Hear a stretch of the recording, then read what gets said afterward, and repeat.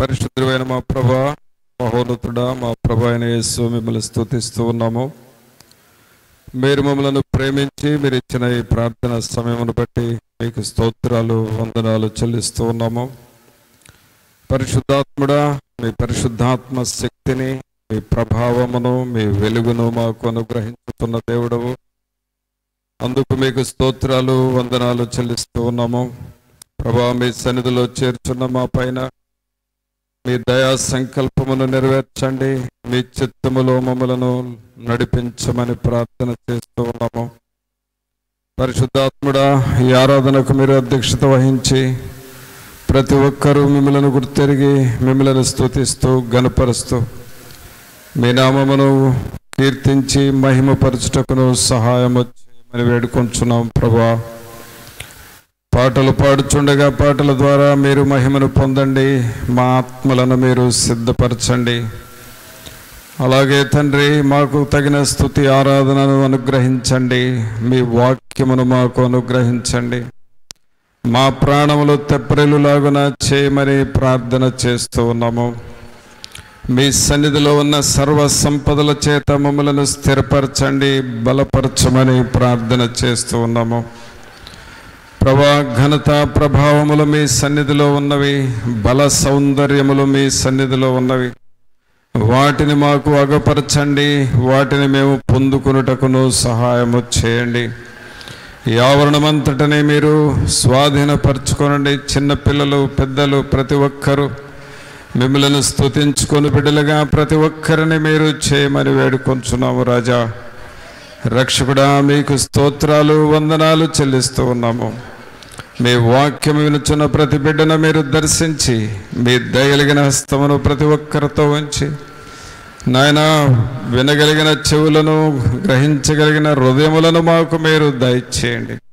మీ ఆత్మను నాయన తండ్రి అభ్యంతరపరచు వేరొక ఆత్మ ఏది లేకుండా చేసి పరిశుద్ధాత్మ నింపుదల సహాయం మాకు అనుగ్రహించి మీరు అధ్యక్షత వహించి నడిపించి ఘనత ప్రభావాలు మీరే ఆరోపించుకొనమని నజరేయుడైన యేసు నామమున అడిగి వేడుకొంచున్నాం తండ్రి, ఆమేన్. పాటలు పాడుకుందామండి.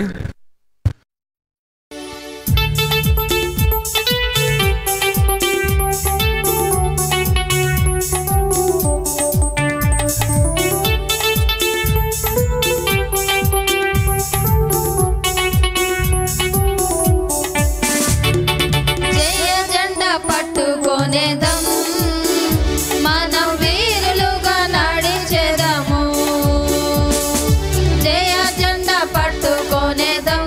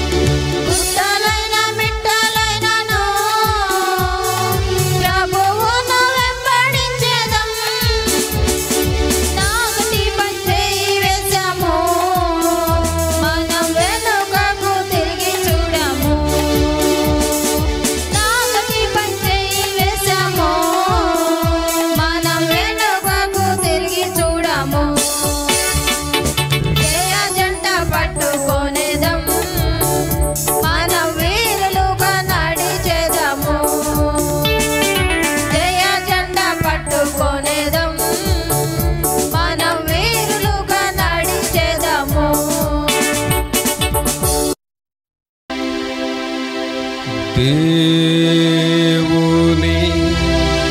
జీవాత్మనా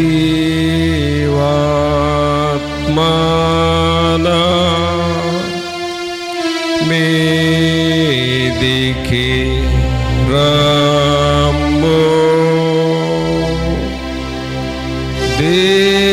దేవుని జీవాత్మనా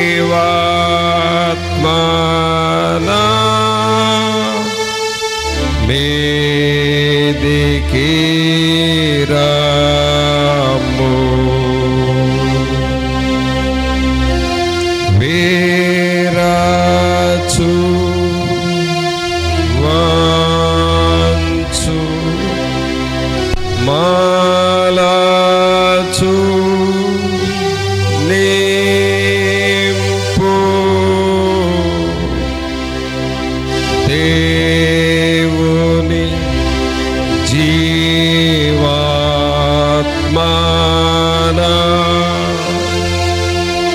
మీదికి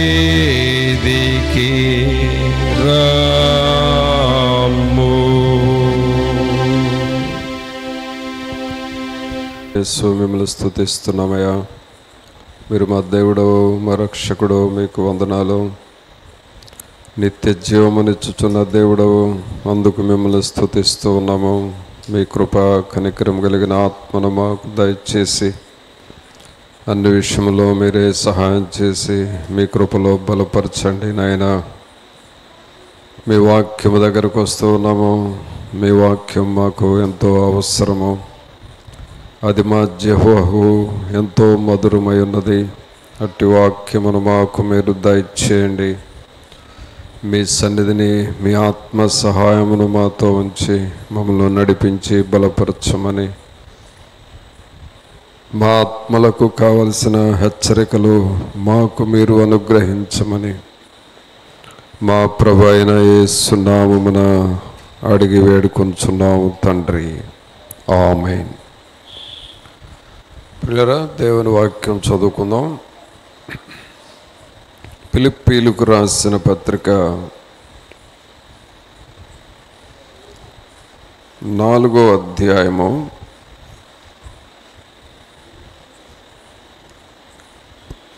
12-13 వచనాలు చదువుకుందాం. ఫిలిప్పీలకు రాసిన పత్రిక 4వ అధ్యాయము 12-13 వచనాలు. దీన స్థితిలో ఉండనెరుగుదును, దీన స్థితిలో ఉండనెరుగుదును, సంపన్న స్థితిలో ఉండనెరుగుదును, సంపన్న స్థితిలో ఉండనెరుగుదును, ప్రతి విషయములోను, ప్రతి విషయములోను, అన్ని కార్యములలోను, అన్ని కార్యములలోను, కడుపు నిండి ఉండుటకును, కడుపు నిండి ఉండుటకును, ఆకలి గొని ఉండుటకును, ఆకలి గొని ఉండుటకును, సమృద్ధి కలిగి ఉండుటకును, సమృద్ధి కలిగి ఉండుటకును, లేమిలో ఉండుటకును, లేమిలో ఉండుటకును నేర్చుకొని ఉన్నాను. నన్ను బలపరచువాని అందే నేను సమస్తమును చేయగలను. ప్రభువునందు పిల్లరా, అపోస్తుడైన పౌలు గారు ఈ ఫిలిప్పీ సంఘానికి, ఈ సంఘములో ఉన్న విశ్వాసులకు ఒక విషయాన్ని తెలియచేస్తూ ఉన్నాడు. ఆ విషయం ఏమిటి అనంటే, పౌలు గారి యొక్క స్థితిని తెలియచేస్తున్నాడు. పౌలు గారి యొక్క స్థితి, ఆయన ఎలాంటి స్థితిని గురించి చెబుతున్నాడంటే, ఆయన దీన స్థితిలో ఉండనెరుగుదును అని అంటున్నాడు. అలాగే సంపన్న స్థితిలో ఉండ ఎరుగుదును అంటున్నాడు. అంటే దీన స్థితిలో ఉండటం నాకు తెలుసు, సంపన్న స్థితిలో ఉండటం నాకు తెలుసు. అంటే అన్ని పరిస్థితుల్లో నేను ఉండగలను అంటున్నాడు. చూడండి, కొన్ని సమయాల్లో సంపన్న స్థితిలో ఉన్నవాళ్ళు, అంటే ఉన్నత స్థాయిలో ఉన్నవాళ్ళు సామాన్యమైన జీవితంలో జీవించాలి అనంటే వాళ్ళకు కొంచెం ఇబ్బంది. అలానే దీనస్థితిలో ఉండేవారిని సంపన్న స్థాయిలో వారిలాగా ఉండాలి అనంటే వారు కూడా అలాగూ ఉండలేరు. కానీ పౌలు గారు ఏమంటాడంటే, నేను అన్ని సమయాలలో అన్ని పరిస్థితుల్లో ఎలాగూ ఉండాలో నాకు తెలుసు అంటున్నాడు. అందుకని ఇక్కడ మనం ఏం చదువుతున్నాం అంటే, దీనస్థితిలో ఉండ ఎరుగుదును, సంపన్న స్థితిలో ఉండ ఎరుగుదును, ప్రతి విషయములోను అన్ని కార్యములలోను కడుపు నిండి ఉండుటకును ఆకలిగొని ఉండుటకు. కడుపు నింపుకోవటం నాకు తెలుసు, ఆకలిగొని ఉండటము తెలుసు. అలాగే సమృద్ధి కలిగి ఉండుటకును లేమిలో ఉండుటకును నేర్చుకొని ఉన్నాను. ప్రభునంతులరా, మన జీవితము అన్ని పరిస్థితులలో మనము నేర్చుకొని ఉండాలి. అన్ని పరిస్థితులు, అన్ని విషయాలలో మనం ఉండటం నేర్చుకోవాలి.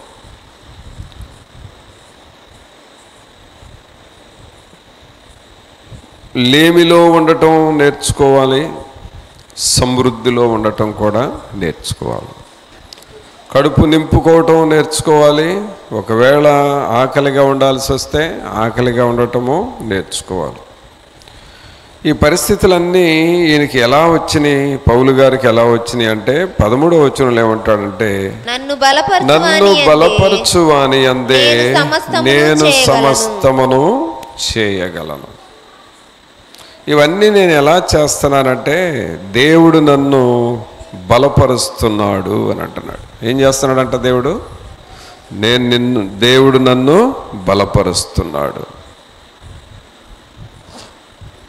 ప్రియులారా గమనించండి, ప్రభువు మనల్ని ఎప్పటికప్పుడు తన వాక్యముతో బలపరుస్తూ ఉంటాడు. ఆయన చేసే పనుల్లో ఒక పని ఏమిటంటే మనల్ని బలపరచటం, మనకు తోడుగా ఉండటము. అది దేవుడు చేస్తున్న పని. దేవుని బిడ్డలుగా ఉన్న మనం మరి ఆయా స్థితులలో ఉంటాం, ఆయా పరిస్థితుల్లో మనం ఉంటాం. కానీ మనం ఏ స్థితిలో ఉన్నా సరే మనల్ని బలపరుస్తూ ఉంటాడు. ఒంటరిగా ఉన్న సమయాలు ఉంటాయి. ఎలీషాలు ఒంటరి జీవితాన్ని జీవించారు. వారు ఎక్కువగా ఒంటరి జీవితం. ఆ సమయాలలో వాళ్ళను బలపరిచాడు దేవుడు. అలాగే సాధు సుందర్ సింగ్ అనే మంచి దైవజనుడు, భక్తుడు, ఆయన కూడా ఎక్కువగా హిమాలయ పర్వతాల ప్రాంతాలలో, ఆ టిబెట్ దేశము, ఆ ప్రాంతాల్లో సువార్తను బోధిస్తూ ఏకాంతముగా ఒంటరిగా ఉండేవాడు. మరి ఆ ఒంటరి జీవితంలో కూడా దేవుడు వారిని బలపరిచాడు. సాధు సుందర్ సింగ్ని బలపరిచాడు. ఏకాంత జీవితం, ఒంటరి జీవితం. మనం పాడే పాటల్లో ఒక పాట, ఒంటరైన వేళ జంటగా ఉన్నావు అని పాడతాం. ఒంటరైన వేళ నీవు మాకు జంటగా ఉన్నావు, నీ వెంటే నేను ఉంటున్నానని చెప్పావు అని పాడతాం. కాబట్టి మనల్ని ఎప్పుడు కూడా ప్రభు మనల్ని ఒంటరిగా వదిలిపెట్టడు, ఏకాంతముగా వదిలేయడు.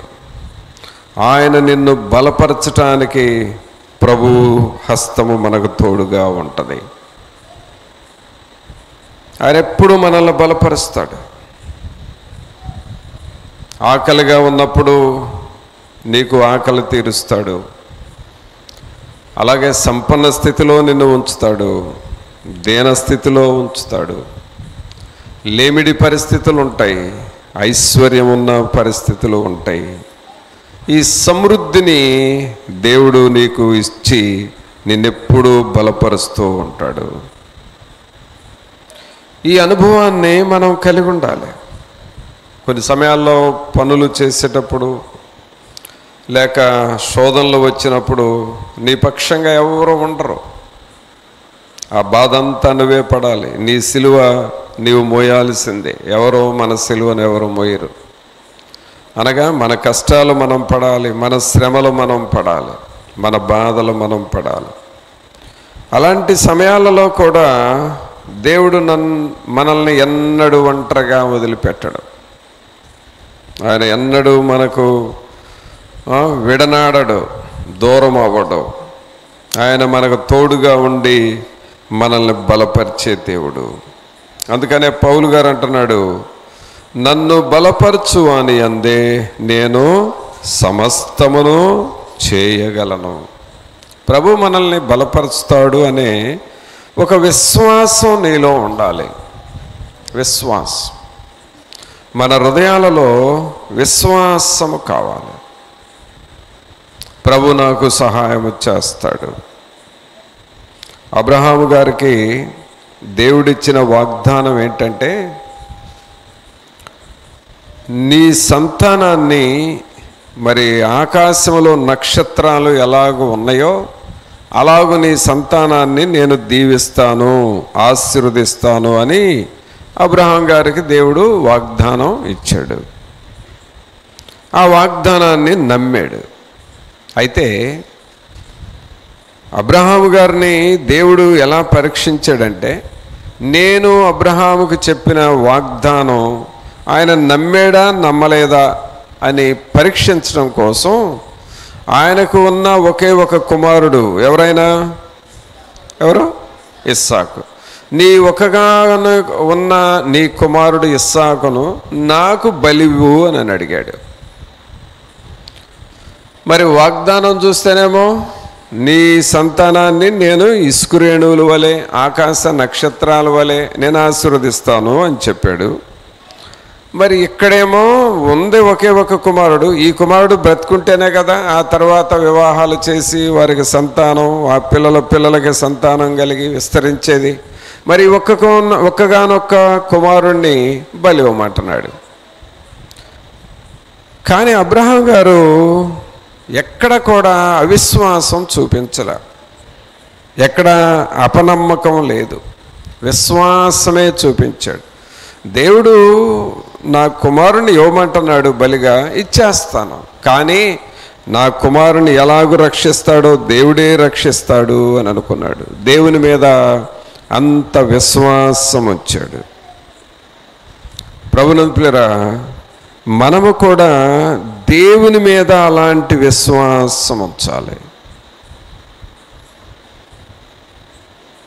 నీవు విశ్వాసం ఉంచితే, దేవుని మీద నమ్మకం ఉంచితే ఆయన నిన్ను ఖచ్చితంగా బలపరుస్తాడు. నువ్వు దేవుని మీద విశ్వాసం ఉంచాలి. సహజంగా మనుషులు రాత్రులు ఎక్కడికన్నా ప్రయాణం చేసేటప్పుడు దూర ప్రాంతాల్లో నడిచి వెళుతున్నప్పుడు, ఒంటరిగా వెళుతున్నప్పుడు కొన్ని భయాలు ఉంటాయి మనుషులకి. ఏదో చీకట్లోకి వెళితే అక్కడ దయ్యం ఉందని, లేకపోతే పలానా స్థలంలో యాక్సిడెంట్స్ జరుగుతాయి, ఇక్కడ దయ్యాలు ఉంటాయని, ఇలాంటివి ఆ దగ్గరకు వెళ్ళినప్పుడు ఊహించుకొని భయపడిపోతూ ఉంటారు. ఏదో జరిగినట్లుగా, జరగకపోయినా జరిగినట్లుగా భయపడతా ఉంటారు. కానీ విశ్వాసాన్ని నువ్వు చూపించాలి. ఏమిటా విశ్వాసం అంటే, ఇక్కడ దయ్యాలు ఉంటే నేనెందుకు భయపడాలి? ఇక్కడ ఏదన్నా శోధనలో వచ్చే స్థలంగా ఉంటే నేనెందుకు భయపడాలి? ప్రభు నాతో ఉన్నాడు కదా. ఎవరున్నారు మనతో? ప్రభు నాతో ఉన్నాడు, దేవుడు నాలో ఉన్నాడు, దేవుడు నాతో ఉన్నాడు, మా మధ్య ఉన్నాడు అని నీవు దేవునిని తలంచుకుంటూ విశ్వాసాన్ని పెంచుకోవాలి. విశ్వాసమే విజయము. విశ్వాసమే లోకమును జయించిన విజయము. నీకు విశ్వాసం ఉంటే సమస్తము సాధ్యమే. చూసారా? కాబట్టి విశ్వాసము మనం నేర్చుకోవాలి ప్రియులారా. దేవుని వాక్యం వింటున్నాం, ప్రార్థన చేస్తున్నాం, కానీ మనం నేర్చుకోవాల్సింది ఏంటంటే విశ్వాసం నేర్చుకోవాలి. మనం ప్రార్థన చేస్తున్నప్పుడు ప్రభువు నా ప్రార్థన వింటున్నాడు, విశ్వాసం ఉండాలి. దేవుని సన్నిధికి వస్తున్నప్పుడు నేను దేవుని సన్నిధికి వెళుతున్నాను అనే విశ్వాసం నీలో ఉండాలి. దేవుని పనిని చేస్తున్నప్పుడు నేను ప్రభు పని చేస్తున్నా, ప్రభు నాకు తగిన ప్రతిఫలం ఇస్తాడు, నన్ను తప్పకుండా ఆశీర్వదిస్తాడు అనే విశ్వాసం నీలో ఉండాలి. విశ్వాసము నీలో ఉంటే నీకు బలం వస్తుంది. విశ్వాసం నీలో పెరుగుతూ ఉంటే దేవుని బలము, దేవుని ఆత్మ బలం మనలో పెరుగుతూ ఉంటుంది. అందుకని ఇక్కడ మన వాక్యం ఏం చదువుతున్నామంటే, నన్ను బలపరచు అని అందే నేను సమస్తమును చేయగలను. ఎలాగ బలపరుస్తాడు దేవుడు మనల్ని? చూడండి, హెబ్రీయులకు రాసిన పత్రిక, హెబ్రీయులకు రాసిన పత్రిక 11వ అధ్యాయము 11వ వచనం చూడండి. విశ్వాసమును 11 విశ్వాసమును బట్టి శారాయు వాగ్దానము చేసిన వాడు నమ్మదగిన వాడని ఎంచుకొనెను గనుక తాను వయస్సు గతించినదైనను గర్భము ధరించుటకు శక్తి పొందెను. చూసారా? అనగా ఈమె దేవుని మీద విశ్వాసం వచ్చింది. సారా ఆమె వయస్సు గతించినది, వృద్ధురాలు అయినప్పటికీ దేవుడు నాకు వాగ్దానం చేశాడు, దేవుడు చేస్తాడు. అనగా అసాధ్యము అనుకున్న పనులను కూడా విశ్వాసం ఉంటే దేవుడు వాటిని సాధ్యపరుస్తాడు. దేవుని మీద విశ్వాసం పెరగాలి. దేవుని మీద నీకు నమ్మకం రావాలి. ప్రభు నేను పోషించలేడా? ఎందుకు నేను పోషించబడలేకపోతున్నాను?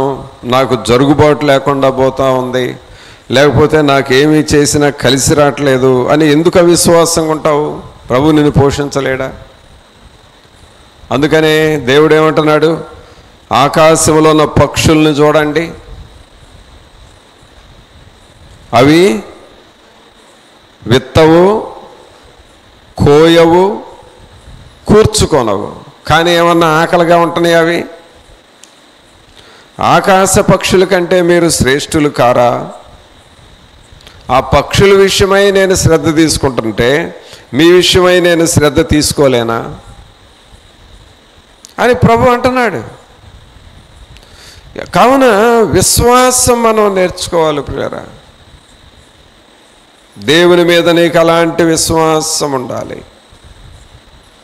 ఏవైనా అవసరతలు ఉన్నాయి, నేను ప్రార్థన చేస్తా, ప్రభు నాకు ఈ విషయంలో సహాయం చేస్తాడు, విశ్వాసం నీకు కావాలి. విశ్వాసం కావాలి. ఒక సహోదరుడు వాళ్ళ పిల్లలకి స్కూల్లో ఫీజు కట్టాల్సి వచ్చిందంట. ఆ ఫీజు రసీదుల మీద రాసి, ఇదిగో మీ ఇద్దరు పిల్లలకి ఇంత ఫీజు కట్టాలి అని ఒక రిసీట్ పంపించారు ఇంటికి. ఆ తల్లిదండ్రుల దగ్గర ఆ ఫీజు కట్టే అంత డబ్బు లేదు. అయితే ఆ రసీదు తీసుకొని దేవుని సన్నిధికి వెళ్ళి దేవుని దగ్గర ప్రార్థన చేశారంట. ఇద్దరూ ప్రార్థన పరులైన తల్లిదండ్రులు, ఇద్దరూ విశ్వాసం కలిగిన తల్లిదండ్రులు దేవుని దగ్గరకు వెళ్ళి దేవుని దగ్గర ప్రార్థన చేశారంట. ప్రభా, మా పిల్లలకి స్కూల్లో ఫీజు కట్టాలి, మా దగ్గర డబ్బులు లేవు, ఇదిగో చూడండి ఎంత కట్టాలి, మీరు ఎలా చేస్తారో మీరు సహాయం చేయండి, మీరు ఈ అవసరత తీర్చండి ప్రభువా అని ప్రార్థన చేశారు. ఒక 2-3 రోజులు పట్టుదలగా ప్రార్థన చేస్తే దేవుడు మరొక దిక్కు నుండి ఆ ఫీజులు కట్టడానికి కావలసిన సహాయాన్ని దేవుడు పంపించాడు. ప్రియరా, దేవుడు నీ విశ్వాసాన్ని బట్టి నిన్ను బలపరుస్తూ ఉంటాడు. అందుకే నిరంతరము దేవుని దగ్గర ప్రార్థన చేయాలి, నిత్యము ప్రార్థన చేయాలి. ప్రార్థన చేయని వాళ్ళకి విశ్వాసం రాదండి. విశ్వాసం నేర్చుకోండి అని మీరు ప్రసంగాలు విన్నా మీరు ప్రార్థన చేయకపోతే విశ్వాసం రాదు. ప్రార్థన చేయాలి, దేవుని సన్నిధిలో కనిపెట్టాలి. అబ్రహాము శారాలు అయితే బాగా విశ్వాసం నేర్చుకున్నారు. ఎలాంటి విశ్వాసం అంట? 11వ వచనంలో చూస్తే విశ్వాసమును బట్టి ఇక్కడ ఇద్దరికి విశ్వాసం ఉందండి. 10వ వచనంలోనేమో అబ్రహాం విశ్వాసాన్ని గూర్చి రాయబడి ఉంది, 11వ వచనంలోనేమో శారా విశ్వాసం అనగా భార్యాభర్తలు ఇద్దరి విశ్వాసం ఇక్కడ రాయబడి ఉంది. అబ్రహామును గూర్చి ఏమని రాయబడి ఉంది 10వ వచనంలో? ఏలయనగా దేవుడు మన దేనికి శిల్పియు నిర్మాణకుడునై ఉన్నాడు, పునాదులు గల ఆ పట్టణము కొరకు అబ్రహాము ఎదురు చూచుచుండెను. చూసారా? పునాదులు కలిగిన పట్టణము కొరకు అబ్రహాము ఎదురు చూస్తూ ఉన్నాడు. అనగా ఈ లోకము ముఖ్యం కాదు, దేవుని సన్నిధి పరలోకము నాకు ముఖ్యమని అబ్రహాం గారు ఎదురు చూస్తూ ఉన్నాడు. విశ్వాసం. రక్షణ పొందిన వారిలో ఈ విశ్వాసం ప్రారంభం కావాలి. ఏదైనా సడన్గా నీకు ఒక గగుర్పాటు కలిగించే వార్తలే వచ్చినాయి అనుకో, కంగారు పడిపోకూడదు.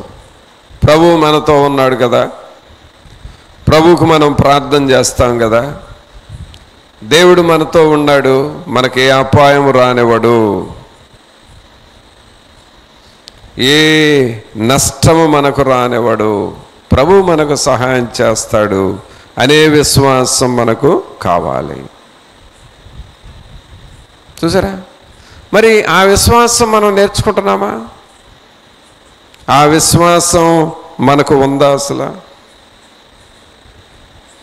అందుకనే ప్రియరా, మనం విశ్వాసము నేర్చుకోవాలి.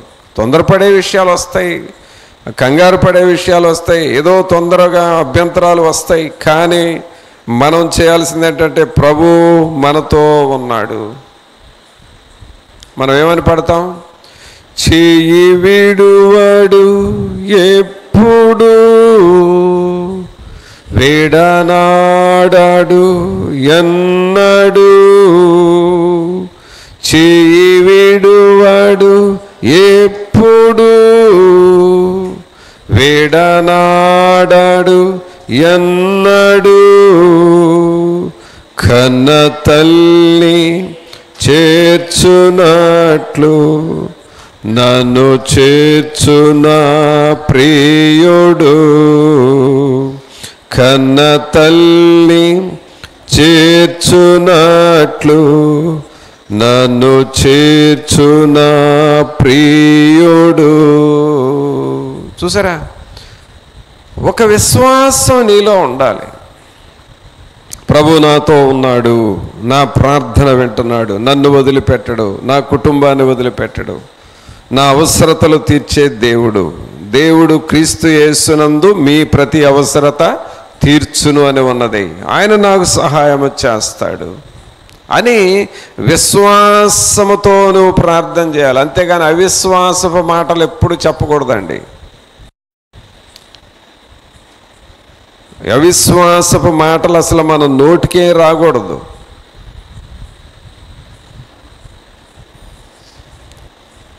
నీ దగ్గర 10 రూపాయలు ఉన్నా నా దగ్గర 1000 రూపాయలు ఉన్నాయి అన్నంతగా ధైర్యంగా ఉండాలి. నా దగ్గర ఏమి లేదు, నా దగ్గర ఏమి లేదు అని అనుకుంటా అవిశ్వాసపు మాటలు నోటితో చెప్పకూడదు. కొంతమంది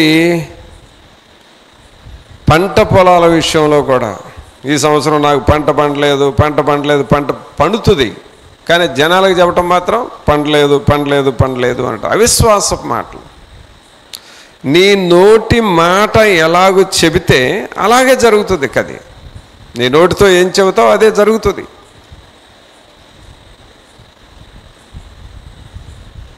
అలాగే కొంతమందికి చిన్న అనారోగ్య సమస్య వస్తే చాలు, అదేదో పెద్ద ప్రమాదం జరిగినట్లుగా, అమ్మో ఇంకా ఈ రోగం ఏమైపోతాం అని అవిశ్వాసంతో మాట్లాడతావు. అసలు నువ్వేం చేయాలి? ఇది నాకేం చేయదు, నా ప్రభు నాతో ఉన్నాడు, నా దేవుడు నన్ను రక్షిస్తాడు, నన్ను స్వస్థపరుస్తాడు, ఏ అపాయం నా మీదకి రాదు, ఏ అపాయము నా దరికి రాదు అనే విశ్వాసం నీకు ఉండాలి.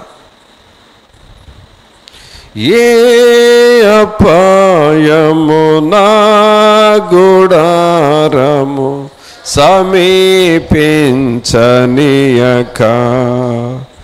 ఏ అపాయము నా గుడారము సమీపించనీయక, నా మార్గములన్నిటిలో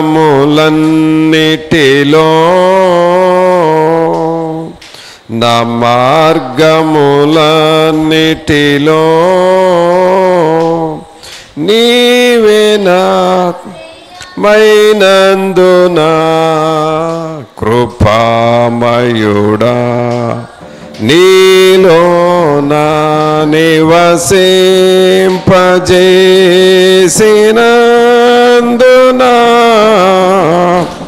ఇదిగో నా స్తుతుల సింహాసనం, నీలో నివసింపజేసినందున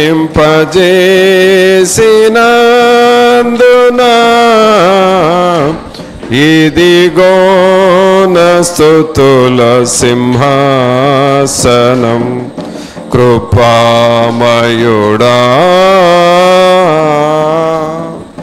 ఏ అపాయమో నాకు రాదు, ప్రభు నాతో ఉన్నాడు, నన్ను కనికరిస్తాడు. ఆ విశ్వాసం మాటలు చెప్పుకోవాలండి. మనం ఎప్పుడు అవిశ్వాస మాటలు చెప్పకూడదు.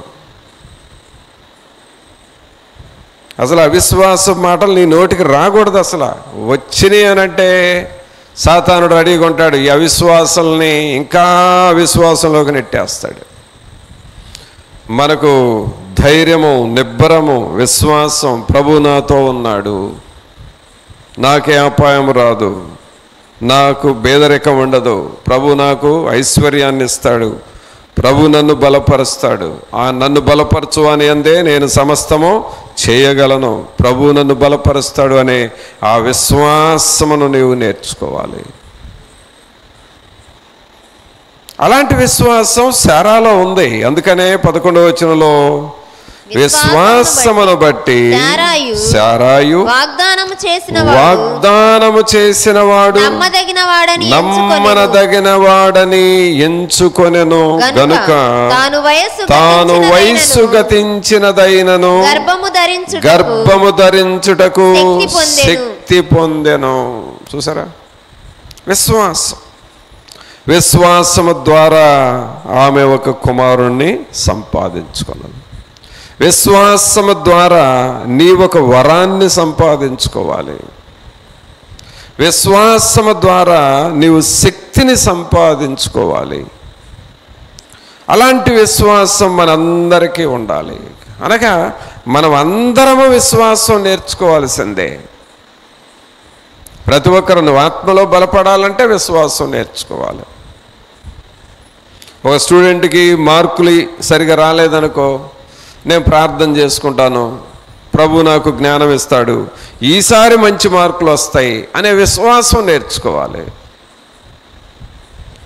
నువ్వు ప్రార్థన పని చేసిన ఫలితాలు రాలేదనుకోండి, నేను మరలా ప్రార్థన చేస్తాను, ఈసారి నా ప్రార్థన ప్రభు వింటాడు, ఈసారి తప్పకుండా నాకు జయమిస్తాడు. విశ్వాసం నేర్చుకోవాలి. అంతేగాని అవిశ్వాసపు మాటలు మనం ఎన్నడూ కూడా మాట్లాడకూడదు. ఈ అబ్రహాముకి విశ్వాసం ఉంది, శారాకు విశ్వాసం ఉంది, అందుకనే వారు బలపరచబడ్డారు. విశ్వాసము ద్వారా నీకు బలం వస్తుంది. ప్రార్థన చేయుట ద్వారా నీకు బలం వస్తుంది. ఇంకా చూడండి, కొంతమంది అనుభవాలు మనం చూద్దాం. నెహెమ్యా గ్రంథం తీయండి. నెహెమ్యా గ్రంథం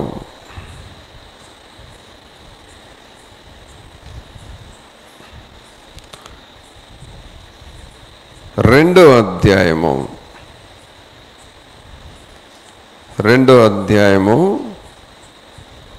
18వ వచనం చూడండి.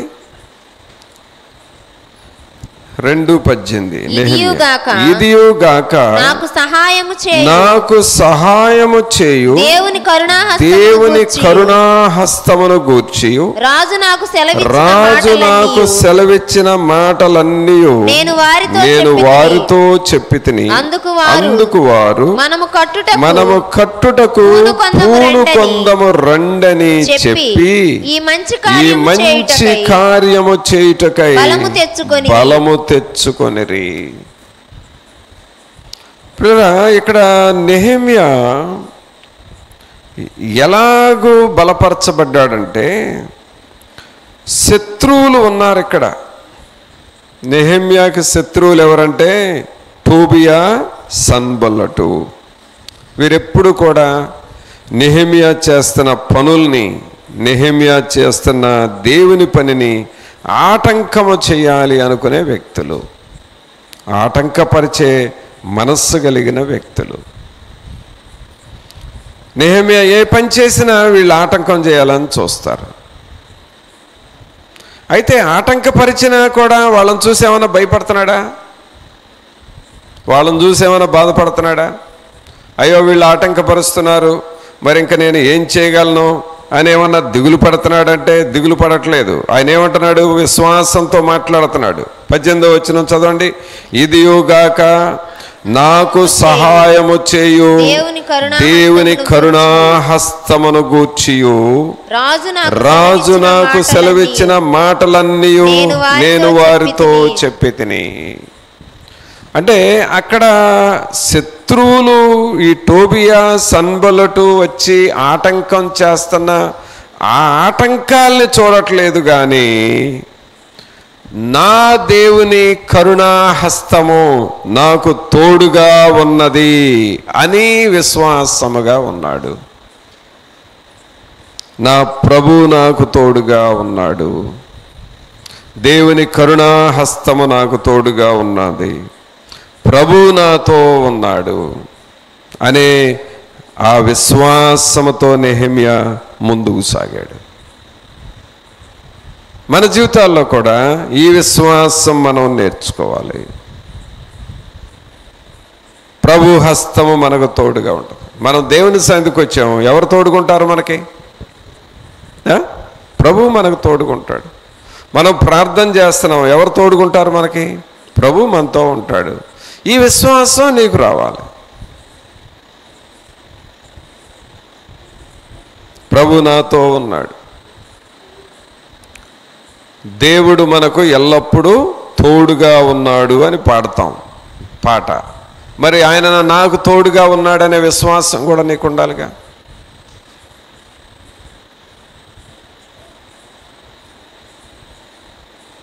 దేవుడు మనతో ఉన్నాడు అనే విశ్వాసం నీకు కావాలిగా. విశ్వాసం లేనప్పుడేమో దోమలు తోడుగా ఉన్నాయని అనుకుంటారు. విశ్వాసం లేనప్పుడు ఏమనుకుంటాం మనం? దోమలు తోడుగా ఉన్నాయి అని అనుకుంటాం. విశ్వాసం ఉంటే దోమలు ఉన్నా సరే దోమలు కాదు, దేవుడు నాకు తోడుకున్నాడు అని అనుకుంటారు. నెహెమ్యా లాంటి విశ్వాసం కలిగి ఉన్నాడండి. అందుకనే ఇదియుగాక నాకు సహాయము చేయు దేవుని కరుణాహస్తము గూర్చి, అనగా దేవుని కరుణాహస్తము, దేవుని చెయ్యి నాకు తోడుగా ఉంది అని అనుకున్నాడు. రాజు నాకు సెలవిచ్చిన మాటలన్నీ నేను వారితో చెప్పితిని. అందుకు వారు మనము కట్టుటకు పూను కొందము రండని చెప్పి ఈ మంచి కార్యము చేయుటకై బలము తెచ్చుకొనిరి. దేవుని కొరకు ఒక మంచి పని చేయటానికి బలం తెచ్చుకున్నారు. ఈ బలం ఎక్కడి నుంచి వచ్చిందంటే విశ్వాసము ద్వారా వారికి బలం వచ్చింది. దేవుని హస్తము వారికి తోడుగా ఉండుట ద్వారా బలము వచ్చినది. కావున ప్రభునందు ప్రియులారా, మనలో కూడా ఈ విశ్వాసం ఉండాలి. ప్రభు నన్ను విడిచిపెట్టడు. ఒకవేళ నీకు విశ్వాసం రాకపోతే 10 సార్లు అనుకో, ప్రభు నన్ను వదిలిపెట్టడు, ప్రభు నన్ను విడిచిపెట్టడు, ఆయన నాకు సహాయం చేస్తాడు. ఇంకా నీకు 10 సార్లు అనుకున్న విశ్వాసం రాకపోతే ఒక 50 సార్లు అనుకో. నీకు విశ్వాసం వచ్చే వరకు అనుకో. నీకు విశ్వాసం వస్తే దేవుని పనులు జరుగుతాయి. అందుకనే వాక్యంలో ఏం చదువుతున్నామంటే విశ్వాసము లేకుండా దేవునికి ఇష్టలై ఉండుట అసాధ్యము. అసలు విశ్వాసం లేని వారిని దేవుడు అవిశ్వాసులుగా పిలుస్తున్నాడు. ఈ అవిశ్వాసులు ఏంటంటే అగ్నిగుణంలోకి వెళతారు. అందుకనే నెహెమ్యాకు ఉన్న విశ్వాసం మనకు కావాలి. అందుకని ఈ విశ్వాసం వచ్చినప్పుడు ఏమనుకుంటున్నారు? అందుకు వారు మనము కట్టుటకు పూను కొందము రండని చెప్పి ఈ మంచి కార్యము చేయుటకై బలము తెచ్చుకొనిరి. ఏ మంచి కార్యం? దేవుని పనిని చెయ్యాలి అనే మంచి కార్యం.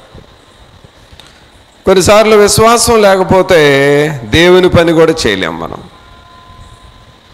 దేవుని పనిని కూడా మనం చేయలేం. అదే విశ్వాసం ఉంటే దేవుని పనిని చేస్తాం, హృదయపూర్వకంగా చేస్తాం. యాకోబు అర్ధరాత్రులు ఒంటరిగా అరణ్యంలోకి వెళ్ళి ప్రార్థన చేశాడు. ఎందుకు ఆయన ప్రార్థన చేశాడు? అక్కడ అదేమన్నా మందిరమా? లేకపోతే అదేమన్నా ప్రార్థన చేసుకునే స్థలమా? అదొక అరణ్యం. ఆ అరణ్యంలో ఎందుకు ప్రార్థన చేశాడంటే అక్కడ దేవుడు నాతో ఉన్నాడు అని విశ్వసించాడు. చూసారా, మనలో కొంతమంది అసలు ప్రార్థన చేస్తున్నాం కానీ నా ప్రార్థన ప్రభు విన్నాడు, నా ప్రార్థన ప్రభు దగ్గరకు వెళ్ళింది, నా ప్రార్థనకు ప్రభు జవాబిస్తాడు అనే మనస్సు, ఆ విశ్వాసం లేకుండా ఉంటున్నాం. ప్రార్థన అంట చేస్తాము కానీ జవాబు వచ్చే ప్రార్థన ఏంటంటే విశ్వాసంతో చేసిన ప్రార్థనకు జవాబు వస్తుంది. విశ్వాసం లేకుండా చేసే ప్రార్థనకి జవాబు రాదు. అదే గుర్తు. అందుకనే మనల్ని మనం లోతుగా తగ్గించుకొని విశ్వాసం మనం నేర్చుకోవాలి. అప్పుడు మనం బలపడతాం. తర్వాత పౌలు గారు తిమోతికి ఇంకొక మాట రాస్తాడు. తిమోతికి రాసిన పత్రికలో చూస్తే, తిమోతికి రాసిన 1 తిమోతి 1వ అధ్యాయము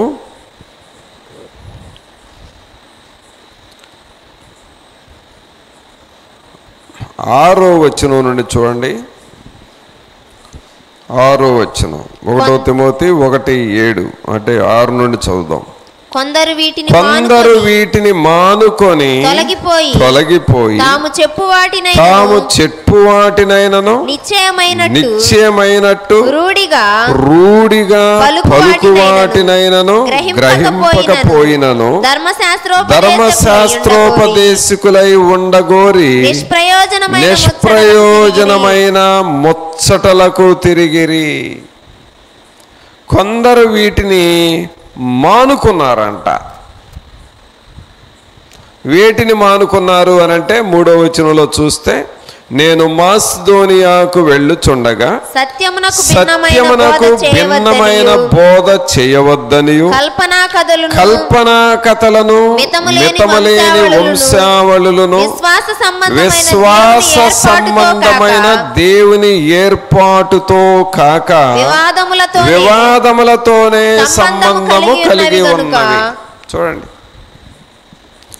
వివాదములు అంటే విశ్వాస సంబంధమైన దేవుని ఏర్పాటుతో కాక, అంటే మనం ఏ పని చేసినా కూడా విశ్వాస సంబంధముగా మనం చేయాలి. అది నేర్చుకో తిమోతి అని పౌలు గారు రాశాడు. విశ్వాస సంబంధమైన వాటిని నువ్వు నేర్చుకో. కావున ప్రభునంతులరా, విశ్వాస సంబంధమైన వాటిని మనం నేర్చుకోవాలి. దేవుని సంబంధముగా మనం ఆలోచన చేయాలి. దైవికముగా మనం సమస్తాన్ని ఆలోచన చేయాలి. ఎప్పుడైతే ఈ విశ్వాసం మనం నేర్చుకుంటామో, అబ్రహాము నేర్చుకున్నట్లుగా, శారా నేర్చుకున్నట్లుగా, పౌలు గారు నేర్చుకున్నట్లుగా ఈ విశ్వాసాన్నే మరలా తిమోతికి నేర్పుతూ ఉన్నాడు. నీవు విశ్వాసం నేర్చుకో. కావున మనము ఈ విశ్వాసము నేర్చుకుంటే దీని ద్వారా మనకు బలం వస్తుంది. ఈ బలము వచ్చినప్పుడు మనం ఏం చేస్తామంట? ఫిలిప్పీ 4:13 ఏం చదివాం? నన్ను బలపరచు వాని అందే నేను సమస్తము చేయగలను. ఈ బలాన్ని నువ్వు పొందుకుంటే, వాక్యం చదువుతూ కొంత శక్తిని పొందుకోవాలి, ప్రార్థన చేస్తూ కొంత శక్తిని పొందుకోవాలి, అలాగే దైవ సన్నిధిలో కనిపెట్టి ప్రార్థన చేస్తూ కొంత శక్తిని పొందుకోవాలి. ఈ బలము ద్వారా మనము ఏదైనా చేయగలము. మరి అలాగూ మనం సిద్ధపడుతున్నామా? దేవా, నీ బలము మాకు కావాలి, మీ సన్నిధి కావాలి, మీ శక్తి కావాలి అని నువ్వు ప్రభువుని అడుగుతావా? ఇలాగూ పౌలు గారు దేవుని దగ్గర నేర్చుకున్నాడు. ఆ నేర్చుకున్నవి విశ్వాసంగా మారినాయి. ఆ విశ్వాసము ద్వారా సమస్తము సాధ్యమే అని చెబుతున్నాడు. సమస్తము నేను చేయగలను అని అంటున్నాడు. ఎందుకంటే అంత విశ్వాసం నేర్చుకున్నాడు. కావున ప్రభునంతులరా, ఈ బలము ద్వారా మనము బలపరచబడతాం, నూతనపరచబడతాం, నూతన శక్తి మనలోనికి వస్తుంది. మరి అలాగూ మనం నేర్చుకుందామా? ప్రభా, నూతన బలము నాకు ఇవ్వండి, అలాగే మీ శక్తినివ్వండి, విశ్వాసం మాకు నేర్పండి అని మనం ప్రభువుని అడుగుదామా? ప్రార్థన చేసుకుందాం. ఒక నిమిషం అందరం తలలు వంచి ప్రభు సన్నిధిలో మన హృదయాలను మనం పరీక్షించుకుంటూ, ప్రభా, మీ సన్నిధి మాతో ఉంచండి, మీ కృపలో బలపరచండి. దేవా, ప్రతి విషయంలో విశ్వాసంతో మేము ముందుకు పోవాలి ప్రభా. అట్టి విశ్వాస పాత్రులుగా మమ్మలను చేయండి నాయన. మీ వాక్యము ద్వారా మేము బలపరచబడాలి. మాకు విశ్వాసము దయచండి. అవిశ్వాసపు మాటలు ఎన్నడూ మారు మనస్సుకు రానివద్దని ప్రార్థన చేస్తాం. అందరూ మీ చేతులు పైకి లేపి దేవుని సన్నిధిలో బిగ్గరగా చెబుదాము. ప్రతి ఒక్కరము బిగ్గరగా ప్రభువుని అడుగుదాం. ప్రభా, అవిశ్వాసపు మాటలు మాకు రానివద్దు నాయన. అవిశ్వాసపు ఆలోచనలు కూడా రానివద్దు ప్రభా. నాయన, విశ్వాస సంబంధమైన మాటలు, విశ్వాస సంబంధమైన వాక్కులే మాకు దయచేయండి. దేవా, మమ్మలను దర్శించండి నాయన. మీ కృపలో బలపరచండి. మీ ఆత్మశక్తిని, మీ సహాయమును మాకివ్వండి ప్రభువా. మీ ఆత్మ కార్యములు మాలో జరిగించండి ప్రభువా అని మనం దేవుణ్ణి అడుగుదాము. పరిశుద్ధమైన మా ప్రభా, మీకు స్తోత్రాలు, వందనాలు చెల్లిస్తూ ఉన్నాము. మహోన్నతుడా, మహాగణుడా, మా ప్రభు అయిన యేసు, మిమ్మల్ని స్తుతిస్తున్నామయ్యా. నన్ను బలపరచువాని అందే నేను సమస్తము చేయగలనని మీ వాక్యము సెలవిస్తూ ఉన్నది ప్రభా. విశ్వాసము ద్వారా మేము బలం పొందుకున్నటకు సహాయము చేయండి. అన్ని స్థితులలో, అన్ని సమయాలలో ఉండుటకు మేము నేర్చుకొని వారముగా చేయమని వేడుకొంచున్నాం. తండ్రి అయిన దేవా, మీకు స్తోత్రాలు, మీకు వందనాలు. సంఘములో విశ్వాసం దయచేయండి. మా కుటుంబాలలో విశ్వాసం మాకు దయచేయండి ప్రభా. మమ్మల్ని మేము లోతుగా పరీక్షించుకొని విశ్వాస వీరులుగా మేము మారునట్లుగా చేయమని వేడుకొంచున్నాం. తండ్రి అయిన దేవా, మీకు స్తోత్రాలు, మీకు వందనాలు. మీ వాక్యము ద్వారా మమ్మల్ని బలపరిచి ప్రతి ఒక్కరము మా దినదిన జీవితంలో విశ్వాసమును మేము ఉపయోగించాలి ప్రభా. అలాగూ నేర్చుకొని ఆత్మలో బలపడు వారముగాను, నన్ను బలపరచు అని అందే సమస్తము చేయగలనని పౌలు గారు వలె మేము అలాగూ నూతన బలము పొందువారముగా చేయమని మా ప్రభు అయిన యేసు నామమున అడిగి వేడుకొంచున్నాము తండ్రి. ఆమేన్. మన తండ్రి అయిన దేవుని ప్రేమ, కుమారుని కృప, పరిశుద్ధాత్మని యొక్క సన్నిధి, ఆయన సహవాసము ఇప్పుడు నెల్లప్పుడూ మనందరికీ తోడుగా ఉండి సహాయము చేయను గాక. ఆమేన్.